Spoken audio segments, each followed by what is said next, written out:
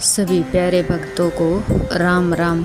आज भक्तमाल में से कथा करेंगे भारद्वाज मुनि और महर्षि शांडिल्य। महामोहु महिषेषु विशाला, राम कथा कालिका कराला। भगवान के मंगलमय चरित्रों को सुनने से ताप संताप प्राणी को शांति प्राप्त होती है। माया के काम क्रोध लोभ मोह आदि विकार दूर होते हैं। हृदय निर्मल होता है। इसलिए संत सत्पुरुष सदा भगवत कथा कहने सुनने में ही लगे रहते हैं। श्री हरि के नित्य दिव्य गुणों में जिनका हृदय लग गया उनको फिर संसार के सभी विषय फीके लगते हैं। उन्होंने वैराग करना या जगाना नहीं पड़ता। अपने आप उनका चित्त सभी लौकिक भोगों से विरक्त हो जाता है। आनंद कंद प्रभु के चरित्र भी आनंद रूप ही हैं। उनकी सुधा मधुरिमा का स्वाद एक बार मन को लगाना चाहिए, फिर तो वह अन्यत्र कहीं जाना ही नहीं चाहेगा। देवगुरु बृहस्पति जी के भाई उतथ्य के पुत्र भारद्वाज जी श्री राम कथा श्रवण के अनन्य रसिक थे। ये ब्रह्मनिष्ठ श्रोत्रिय तपस्वी और भगवान के परम भक्त थे। तीर्थराज प्रयाग में गंगा यमुना के संगम से थोड़ी ही दूर पर भारद्वाज जी का आश्रम था। सहस्त्रों ब्रह्मचारी इनसे विद्या ध्यान करने आते थे और बहुत से विरुद्ध साधक इनके समीप रहकर अपने अधिकार के अनुसार योग उपासना तत्वानुसंधान आदि पारमार्थिक साधन करते हुए आत्म कल्याण की प्राप्ति में लगे रहते थे। भारद्वाज जी के दो पुत्री थी, जिनमें एक महर्षि याज्ञवल्क्य जी को भी आई थी और दूसरी विश्रवा मुनि की पत्नी हुई, जिसके पुत्र लोकपाल कुबेर जी हुए।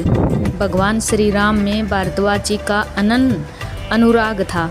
जब श्री राम वन जाने लगे तब मुनि के आश्रम में प्रयागराज में उन्होंने एक रात्रि निवास किया।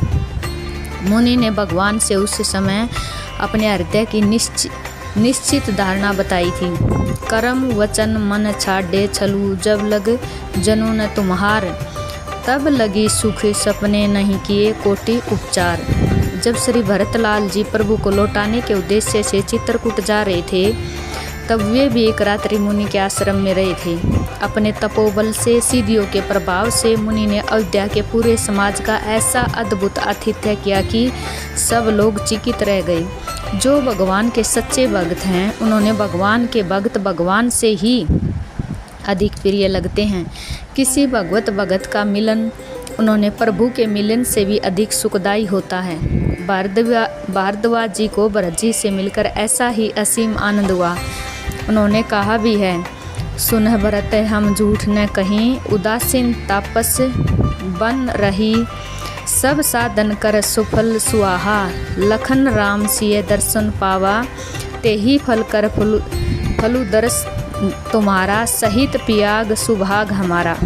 जब श्री रघुनाथ जी लंका विजय करके लौटे तब भी वे पुष्पक विमान से उतरकर प्रयाग में भारद्वाज जी के पास गए। श्री राम के साकेत पधारने पर भारद्वाज जी उनके भवन सुंदर रूप के ध्यान और उनके गुणों के चिंतन में लगे रहते थे।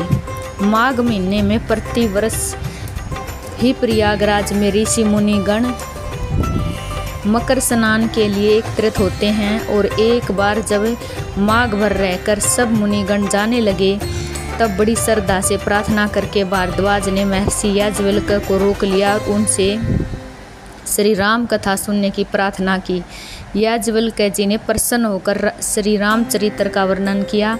इस प्रकार भारद्वाज की कृपा से लोक में श्री राम चरित्र का मंगल प्रवाह प्रवाहित हुआ। महर्षि शांडिल्य। कश्यप वंशी महर्षि देवल के पुत्र ही शांडिल्य नाम से प्रसिद्ध थे। ये रघुवंशीय नरपति दिलीप के पुरोहित थे। इनकी एक संहिता भी प्रसिद्ध है। कहीं कहीं नंद गोप के पुरोहित के रूप में भी इनका वर्णन आता है। शतानिक के पुत्र एष्टि यज्ञ में ये प्रधान ऋतवक थे। किसी पुराण में इनके ब्रह्मा के सारथी होने का भी वर्णन आता है। इन्होंने प्रभास क्षेत्र में शिवलिंग स्थापित करके दिव्य 100 वर्ष तक घोर तपस्या और प्रेम पूर्ण आराधना की थी। फलस्वरूप भगवान शिव प्रसन्न हुए और इनके सामने प्रकट होकर इन्होंने तत्व ज्ञान भगवत भक्ति एवं अष्ट सिद्धियों का वरदान दिया। विश्वामित्र मुनि जब राजा त्रिशंकु से यज्ञ करा रहे थे तब ये होता के रूप में वहाँ विद्यमान थे। भीष्म की सरसैया के अवसर भी इनकी उपस्थिति का उल्लेख मिलता है। शंख और लिखित, जिन्होंने पृथक पृथक धर्म स्मृतियों का निर्माण किया है, इन्हीं के पुत्र थे। जैसे भगवान वेद व्यास ने समस्त श्रुतियों का समन्वय करने के लिए ज्ञानपरक ब्रह्मास्त्रों का प्रयनन किया है, वैसे ही श्रुतियों और गीता का भक्तिपरक तात्पर्य निर्णय करने के लिए इन्होंने एक छोटे से किंतु अत्यंत महत्वपूर्ण ग्रंथ भक्ति सूत्र का प्रणयन किया है। उसमें कुल 3 अध्याय हैं और एक एक अध्याय में 2-2 हानिक हैं और इससे सूचित होता है कि इन्होंने इस ग्रंथ का निर्माण 6 दिन में किया होगा। इनके मत में जीव का ब्रह्म भावपन होना ही मुक्ति है। जीव ब्रह्म से अत्यंत अभिन्न है। उनका आवागमन स्वाभाविक नहीं है, किंतु जपा कुसुम के सानिध्य में स्फटिक मणि की लालिमा के समान अंतकरण की उपाधि से ही होता है, किंतु केवल औपाधिक होने के कारण वह ज्ञान से नहीं मिटाया जा सकता। उसकी निवृत्ति तो उपाधि और उपाधेय है। इन दोनों में से किसी एक की निवृत्ति से या संबंध छूट जाने से ही हो सकती है, चाहे जितना ऊंचा ज्ञान हो। किंतु जैसे स्फटिक मणि और जपा कुसुम का सानिध्य रहते लालिमा की निवृत्ति नहीं हो सकती, वैसे ही जब तक अंतकरण है तब तक न तो उपाधि और उपाधेय का संबंध छुड़ाया जा सकता है, न आवागमन से ही जीव को बचाया जा सकता है। उपाधि के नाश से ही भ्रम की निवृत्ति हो सकती है, आत्मज्ञान से नहीं।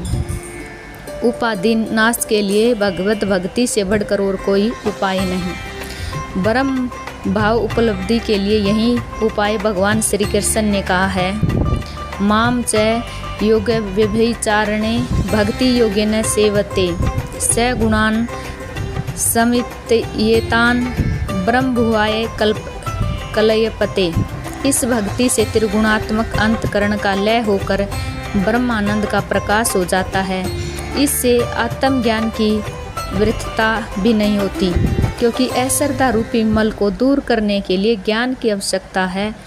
गीता में स्थान स्थान पर भक्ति के साधन के रूप में ज्ञान की चर्चा आई है। भक्ति का लक्षण है भगवान में परम अनुराग। सा पुनराक्ति ईश्वरे सांडिल्य सूत्र। इस अनुराग से ही जीव भगवान में हो जाता है। उसका अंतकरण के रूप में पृथक न रहकर भगवान में समा जाता है, यही मुक्ति है। इस प्रकार महर्षि सांडिल्य ने भगवत भक्ति की उपयोगिता ज्ञान की अपेक्षा भी उसकी श्रेष्ठता सिद्ध की। भक्ति के प्रकार, उसके साधन और उसके विघ्नों की निवृत्ति आदि का बड़ा सुस्पष्ट दार्शनिक विवेचन किया। भक्ति प्रेमियों को उसका ध्यान करना चाहिए। बोल संत भगवान की जय। सब भक्तों को राम राम।